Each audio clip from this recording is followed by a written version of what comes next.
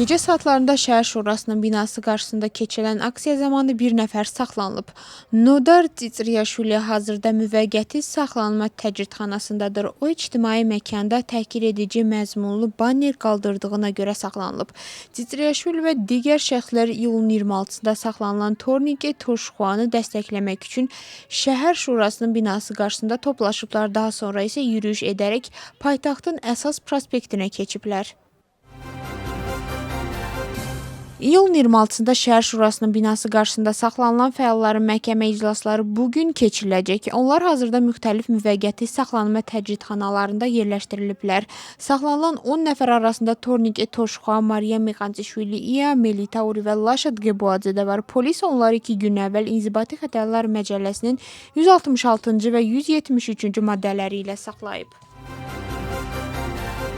Şalva Papaşvilinin Avropa İttifaqının genişlənməsi perspektivi və üzvlük şərtləri ilə bağlı bəyanatı siyasi müzakirələrin mövzusu olaraq qalır. Müxalifət bildirir ki, Gürcüstanın iqtisadi inkişafı və təhlükəsizliyi üçün Avropa İttifaqına üzvlük vacibdir və bu cür açıqlamalar ölkəni həmin məqsəddən daha da uzaqlaşdırır. Hakim komanda isə hesab edir ki, bəzi şəxslərin irəli sürdüyü təşəbbüslər həyata keçirilərsə, Avropa İttifaqı Sovet İttifaqına bənzəyəcək. Xatırladaq ki, Almaniya Avropa İttifaqında qərarların qəbul edilməsi qaydasının dəyişdirilməsi və konsensus prinsipinin ləğvi təşəbbüsü ilə çıxış edib. Əsas səbəb kimi veto hüququnun aradan qaldırılması göstərilir.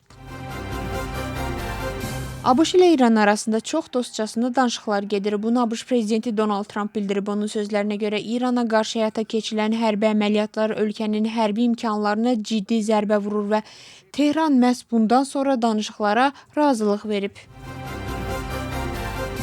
Ukrayna prezidenti Vladimir Zelenski ABŞ-a səfər edib. Səfər çərçivəsində o, ABŞ prezidenti Donald Trump və onun administrasiyasının nümayəndələri ilə görüşəcək. İsrailin baş naziri Benjamin Netanyahu da ABŞ-dadır və onun da Trumpla görüşü planlaşdırılır.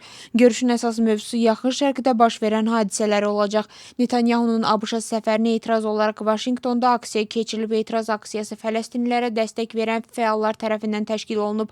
Aksiya iştirakçıları əllərində Fələstin bayraqları tutaraq ABŞ hökumətindən Beynəlxalq Cinayət Məhkəməsinin qərarını icra etməyi və Netanyahunun saxlanılmasını tələb ediblər.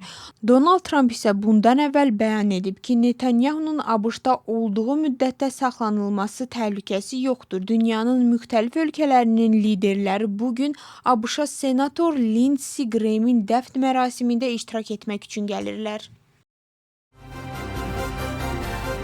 Rusiyanın silahlı qüvvələrinin şəxsi heyəti 27 bin nəfər artırılacaq. Onlardan 25 mini hərbi qulluqçu olacaq. Müvafiq fərmanı Vladimir Putin artıq imzalayıb. Bundan sonra Rusiya silahlı qüvvələrinin ümumi sayı təxminən 2,5 milyona çatacaq. Bu, 2026-cı ildə Putinin silahlı qüvvələrinin sayının artırılması ilə bağlı qəbul etdiyi 3-cü qərardır. Bundan əvvəl Ukrayna prezidenti Vladimir Putinin yeni səfərbərlik dalğasına hazırlaşdığını bildirmişdi. Fransada meşə yanğınları ilə mübarizə davam edir. Prezident Bordo şəhərində yanğın xilas etmə xidmətinin mərkəzinə baş çəkib. Emmanuel Macron geniş miqyaslı yanğınların söndürülməsində iştirak edən ölkələrə təşəkkür edib. Eyni zamanda Fransada qəsdən meşə yanğınları törətməkdə şübhəli bilinən 162 nəfər saxlanılıb. Rəsmi məlumata görə yanğınların əksəriyyəti vətəndaşların səhlənkarlığı nəticəsində baş verir. Son məlumata əsasən Fransa və İspaniyada təxliyə olunanların sayı 360 mini keçib.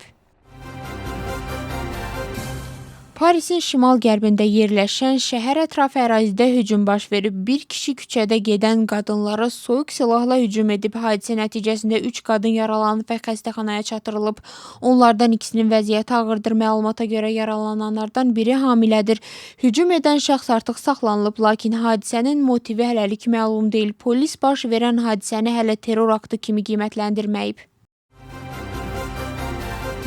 Gürcüstan Ümumdünya Səhiyyə Təşkilatından B və C hepatitlərinin eliminasiyası sayəsində əldə etdiyi nailiyyətlərin beynəlxalq tanınmasını gözləyir. Məsələ Milli Şuranın ilk iclasında müzakirə olunub. Səhiyyə naziri bildirib ki, C hepatitinin eliminasiyası proqramı ölkənin ən böyük uğurlarındandır. Gürcüstan bu il Ümumdünya Səhiyyə Təşkilatından C hepatitində əldə olunan irəliləyiş və B hepatitinin anadan uşağa ötürülməsinin aradan qaldırılması üzrə beynəlxalq validasiya almağı planlaşdırır. Hər iki müraciət ən yüksək səviyyə üçün təqdim edilib.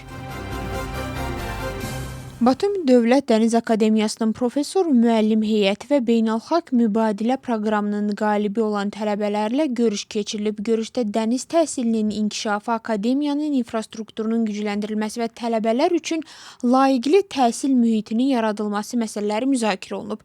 Qeyd edilib ki, Dəniz Akademiyası regionun aparıcı təhsil mərkəzlərindən biri və onun vizit kartıdır. Proqram çərçivəsində akademiyanın 30 tələbəsi bir semestr ərzində Xorvatiya, Bulqaristan və Latviyadakı tərəfdaş ali təhsil müəssisələrində təhsil alıb. Acara hökuməti gələcəkdə də gənclərin dəstəklənməsi və onlar üçün yeni təhsil imkanlarının yaradılmasını davam etdirməyi planlaşdırır.